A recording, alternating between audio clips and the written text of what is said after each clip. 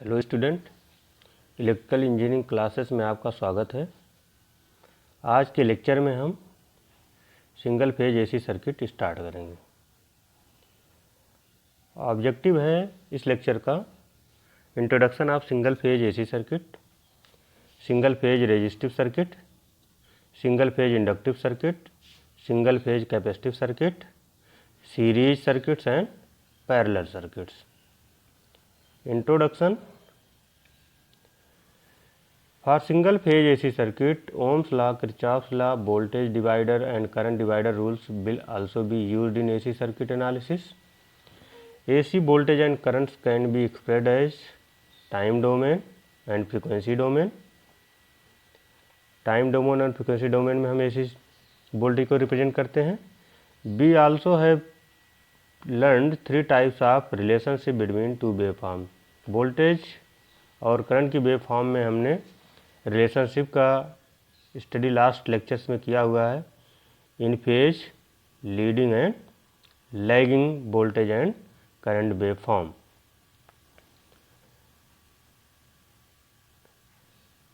In the real world, electrical transmission line is in three phase AC, red, yellow and blue, RYB जिसे कहते हैं, और DC।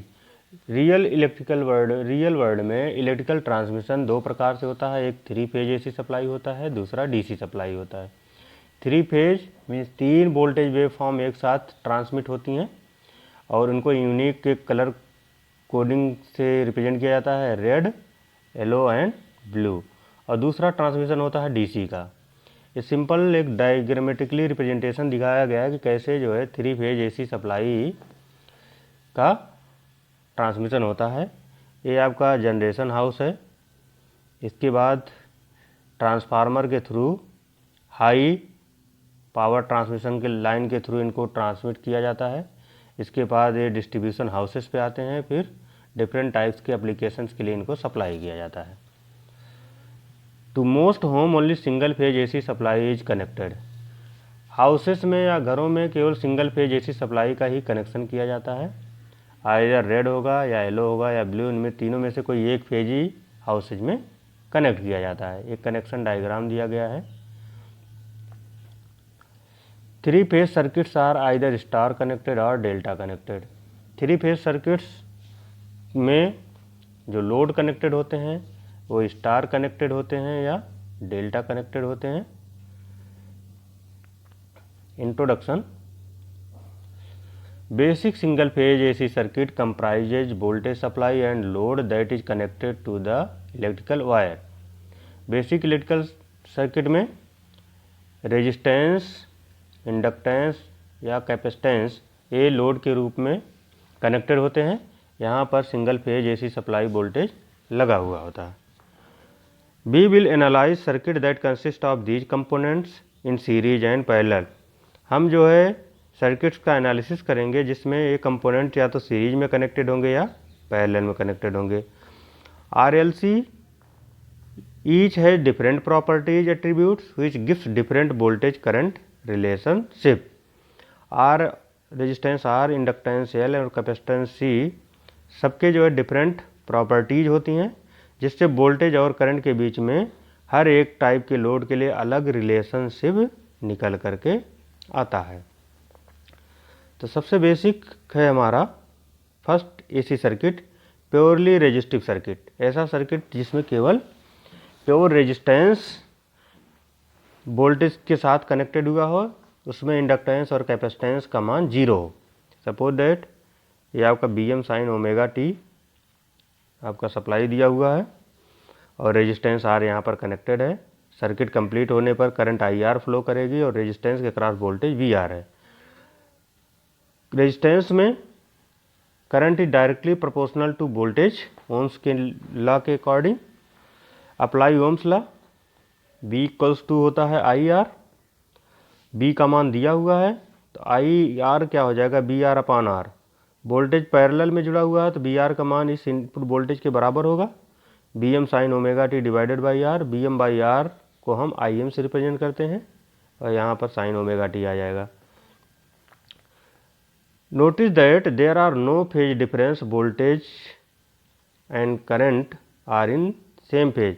Voltage और current दोनों same phase में हैं, दोनों के बीच में कोई भी फेज डिफरेंस नहीं है।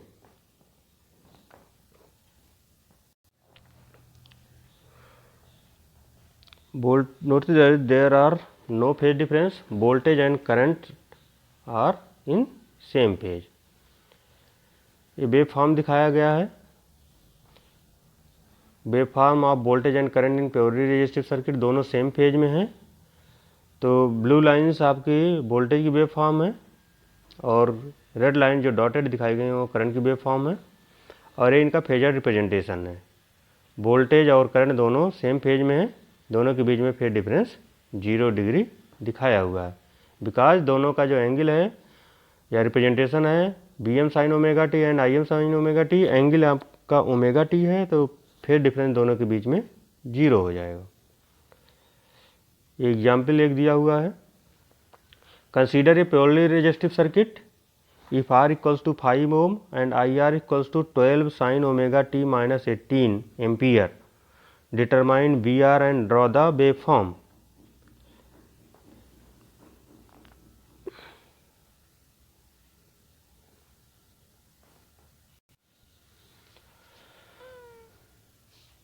तो इसका सलूशन कैसे करेंगे, रेजिस्टेंस R के क्रॉस वोल्टेज ड्रॉप हो जाएगा VR equals to IR into R। IR का मान दिया गया है 12 sine omega t minus 18 degree ampere into 5 ohm, multiplied कर देंगे तो 60 sign omega t minus 18 voltage की वेव फॉर्म आ जाएगी। अब यहाँ पर वेव फॉर्म का रिप्रेजेंटेशन दिया गया है, क्योंकि एंगल जो है -18 डिग्री है और लैगिंग टाइप का है, तो ये -0 से ना स्टार्ट होकर के 18 डिग्री आगे से स्टार्ट होगा, लैग करता हुआ। दोनों सेम जब पोजीशन हो कि दोनों के बीच में फेज डिफरेंस 0 होगा। रेड वाला आपका वोल्टेज वेव फॉर्म है और ब्लू वाला आपका करंट का वेव फॉर्म है। ये आपका डायग्रामेटिक रिप्रेजेंटेशन हो गया। वोल्टेज का पीक वैल्यू 60 वोल्ट है और करंट का पीक वैल्यू 12 वोल्ट है। इस तरीके से हम वेव फॉर्म को ड्रॉ कर सकते हैं। नेक्स्ट है आपका AC circuit with inductive load. इस प्रकार के सर्किट में रेजिस्टेंस का मान जो लोड के साथ कनेक्टेड इंडक्टर है उसमें 0 होता है। तो एक प्योर इंडक्टर यहाँ पर कनेक्टेड है जिसका मान इंडक्टेंस मान L हेनरी है। इसके क्रॉस जो वोल्टेज ड्रॉप होगा VL equals to L DIL/dt होता है। Ideal inductor attribute BL is proportional to the rate of change of current. Inductance के क्रॉस जो वोल्टेज होता है BL का मान L DIL/dt, जितना rate of change of current होगी उसके प्रोपोर्शनल में होता है। L प्रोपोर्शनलिटी कांस्टेंट है जिसे इंडक्टेंस ऑफ इंडक्टर कहते हैं, जिसका मान जो यूनिट होता है वो हेनरी में आता है। मैथमेटिकली माना हमने करंट को load current IL equals to Im sine omega t लिया हुआ है, तो BL इक्वल्स टू हो जाएगा L DIL/dt। डिफ्रेंशिएट करेंगे omega L Im cos omega t आएगा। But we know that inductive reactance of an inductor XL equals to omega L होता है। 10 omega L Im equals to हो जाएगा XL Im, इसका मान Bm हो जाएगा। और cos x को हम लिख सकते हैं sine x plus omega sine x plus 90 degree. तो इस इक्वेशन में हम प्लेस करेंगे तो BL इक्वल्स टू हो जाएगा Bm sine omega t plus 90 degree, और IL का मान Im साइन ओमेगा टी है। तो हम यहाँ से देख सकते हैं कि वोल्टेज और करंट के बीच में 90 डिग्री का फेज डिफरेंस है और वोल्टेज करंट से 90 डिग्री लीड कर रहा है। ये वेव फॉर्म रिप्रेजेंटेशन दिया गया है यहाँ पर। ये आपका वोल्टेज का रिप्रेजेंटेशन है, 90 डिग्री लीडिंग है। जब करंट आपकी 0 पे हो गया तो वोल्टेज 90 डिग्री पर होगा, तो वोल्टेज जो है 90 डिग्री लीड कर रहा है। इसका फेज डायग्राम यहाँ पर दिखाया गया। IL करंट है, इसे 90 डिग्री लीडिंग करके आपका वोल्टेज दिखाया गया है। दूसरे वे में हम देख सकते हैं यहाँ पर ये आपका वेव फॉर्म 0 शुरू हो रहा है, तो करंट जो है आपका 90 डिग्री लैग करते हुए यहाँ से स्टार्ट होगी। मीन्स वोल्टेज यहाँ पर फिर 90 डिग्री लीड करता हुआ है। तो ये आपकी करंट की वेव फॉर्म है और ये वाली आपकी वोल्टेज की वेव फॉर्म है। तो यहाँ पर हम देख सकते हैं BL आपका रेफरेंस ले लिया, 0 पर ले लिया है, तो IL उससे 90 डिग्री लैग करती है। तो दोनों तरीके से हम कह सकते हैं, या तो BL आपका 90 डिग्री लीड कर रहा है या करंट जो है 90 डिग्री लैग कर रही है।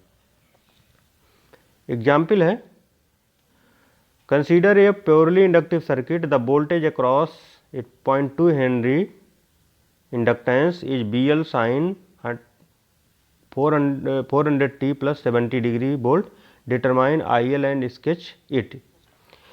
एक इंडक्टिव सर्किट दिया गया है जिसके इंडक्टेंस का मान 0.2 हेनरी है और लोड वोल्टेज जो है आपका 100 साइन 400t प्लस 70 डिग्री है। IL का मान हमें निकालना है। तो ओमेगा का मान हो गया, यहाँ से कंपेरिजन करेंगे, ओमेगा टी मीन्स 400 हो गया। XL आपका ओमेगा L होता है, तो यहाँ मल्टीप्लाई करेंगे 80 आ जाएगा। IM इक्वल्स टू हो जाएगा BM upon XL 100 upon 80। BM यहाँ पर 100 दिया हुआ है, तो हम डिवाइड करेंगे तो IM का मान 1.25 आ जाएगा। सिंस प्योर इंडक्टिव सर्किट में करंट 90 डिग्री लैग करती है बाई वोल्टेज, तो IL इक्वल्स टू हो जाएगा 1.25 साइन 400t और 70 डिग्री है, इससे 90 डिग्री लैग करते हुए माइनस 90 करेंगे इसमें से, तो 70 माइनस 90 माइनस 20 आ जाएगा। तो करंट हो जाएगा IL equals to 1.25 sine 400t minus 20 degree. ये वेव फॉर्म का रिप्रेजेंटेशन दिया हुआ है। BL 100 sine 400t plus 70 degree. BL यहाँ पर आपका 70 डिग्री पहले लीडिंग करते हुए रेफरेंस से, ये 70 डिग्री लीड कर रहा हो, इससे 90 डिग्री पीछे करंट होगी, मीन्स रेफरेंस लाइन से 20 डिग्री पीछे होगी, तो ये आपका करंट का वेक्टर होगा। दोनों के बीच में 90 डिग्री का फिर डिफरेंस हो गया। ये रिप्रेजेंटेशन दिया गया है।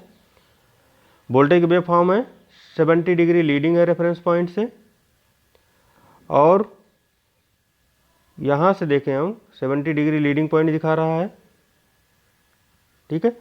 इसके बाद आपका एक करंट वेव फॉर्म है। करंट वेव फॉर्म वोल्टेज के वेव फॉर्म से जो है -20 डिग्री रेफरेंस साइंस होगा, या एज ओवरऑल देखेंगे हम 90 डिग्री लैग करती है। इस रेफरेंस पॉइंट से लेकर के यहाँ तक की जो है एंगल डिफरेंस 90 डिग्री होगा। तो IL इक्वल्स हो जाएगा 1.25 sine 400t minus 20 degree ampere. Next है AC circuit with capacitive load. AC circuit के सीरीज में कैपेसिटर जोड़ा गया है और प्योर कैपेसिटर है, इसमें रेजिस्टेंस का मान 0 होगा। कैपेसिटर के अक्रॉस वोल्टेज और करंट के बीच में रिलेशनशिप आपका इस इक्वेशन से रिप्रेजेंट होता है, IC equals to C dBc by dt, where BC is the voltage across capacitor. Capacitor across जो वोल्टेज है, माना हमने BC का मान BM साइन ओमेगा टी ले लिया है। जो वोल्टेज यहाँ पर अप्लाई किया हुआ है वही वोल्टेज कैपेसिटर के क्रॉस आ गया। यहाँ जो वोल्टेज होगा आपका BM साइन ओमेगा टी होगा इनपुट वोल्टेज। IC आपका हो जाएगा C d by dt BM sine omega t, differentiate करें कॉस ओमेगा टी आएगा, और XC equals to 1 upon omega C होता है, तो omega C BM equals to हो जाएगा BM अपॉन XC, ये IM आ जाएगा। और again cos x equals to sine x plus 90 degree होता है, इक्वेशन पुट करेंगे तो IC इक्वल्स टू हो जाएगा IM sine omega t plus 90 degree, when BC equals to BM sine omega t. तो यहाँ पर हम देख सकते हैं करंट वोल्टेज से 90 डिग्री लीड कर रही है, plus 90 means 90 degree leading position पे है। ये वेव फॉर्म रिप्रेजेंटेशन दिया गया है। ये वोल्टेज वेव फॉर्म है और ये नीचे वाली करंट वेव फॉर्म है। करंट जो है 90 डिग्री पॉइंट पे है जब वोल्टेज 0 है, मीन्स करंट यहाँ पर 90 डिग्री लीड कर रही है। वेक्टर डायग्राम दिया हुआ है, वोल्टेज रेफरेंस डायरेक्शन में है 0 वाले पॉइंट की तरफ, करंट यहाँ से 90 डिग्री लीड करते हुए ऊपर की तरफ है। काउंट एंटी क्लॉकवाइज डायरेक्शन में वेक्टर का रोटेशन होगा। इस तरीके से वेव फॉर्म रिप्रेजेंटेशन यहाँ पर दिया हुआ है। एग्जाम्पल दिया हुआ है, consider a purely capacitive circuit, the current through a 0.1 microfarad capacitor is IC equals to 5 sine 1000t plus 120 degree milliampere, determine BC। Current का मान दिया गया है 5 sin 1000 t plus 120 degree milliampere, और हमें वोल्टेज का मान calculate करना है। कैपेसिटेंस का मान दिया गया 0.1 माइक्रो फैराड। तो कंपैरिजन करेंगे ओमेगा टी से, तो ओमेगा का मान 1000 हो गया। एक्स सी इक्वल्स टू होता है 1/ओमेगा सी, 10 किलो ओम आ गया, तो बी एम होगा I M into X C, multiply करेंगे 50 वोल्ट आ गया। The voltage lags current by 90 degree.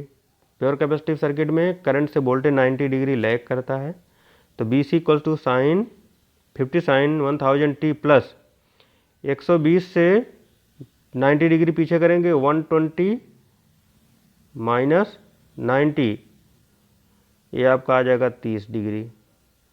तो वोल्टेज का इक्वेशन आ जाएगा B C equal to 50 sin 1000 t plus 30 degree. Vector representation अगर हम करेंगे, बी सी का इक्वेशन 30 डिग्री आपका लीडिंग करते हुए है, तो ये बी सी का इक्वेशन हो गया। इससे 90 डिग्री आगे आपका लीड करता हुआ करंट होगा। यहाँ देखेंगे 120 डिग्री आएगा, वोल्टेज देखेंगे तो 90 डिग्री आएगा। वेवफॉर्म रिप्रेजेंटेशन दिया हुआ है। करंट 120 डिग्री लीडिंग पोजीशन पे है, प्लस में है, तो यहाँ से स्टार्ट हो रही है। वोल्टेज 90 डिग्री लैग करता हुआ है, मीन्स 30 डिग्री पे है, तो वोल्टेज आपका यहाँ से स्टार्ट होगा। ये वोल्टेज की वेवफॉर्म होगी, ये करंट की वेवफॉर्म होगी। वोल्टेज का पीक मान 50 वोल्ट है, करंट का पीक मान 5 मिली एम्पियर है। इस तरीके से वेवफॉर्म रिप्रेजेंटेशन इसका होगा। तो तीनों टाइप के लोड का समरी होगा। Pure resistive, pure inductive, pure capacitive में। प्योर रेजिस्टिव में वोल्टेज और करंट दोनों सेम फेज में होते हैं, दोनों के बीच में एंगल डिफरेंस 0 होता है। प्योर इंडक्टिव में वोल्टेज करंट से 90 डिग्री लीड करता है, या करंट वोल्टेज से 90 डिग्री लैग करती है। प्योर कैपेसिटिव में करंट वोल्टेज से 90 डिग्री लीड करता है, या वोल्टेज जो है करंट से 90 डिग्री लैग करता है। ये मेमोरी के लिए कैपेसिटर और इंडक्टर दिया गया है, और करंट, वोल्टेज और यहाँ पर करंट दिया हुआ है। तो कैपेसिटर में करंट वोल्टेज से 90 डिग्री लीड कर रही पहले आएगी। इंडक्टर में वोल्टेज पहले आएगा, करंट जो है बाद में आएगा। वोल्टेज जो है करंट से 90 डिग्री लीड कर रहा है, जबकि रजिस्टर में वोल्टेज और करंट दोनों सेम पेज में होंगे।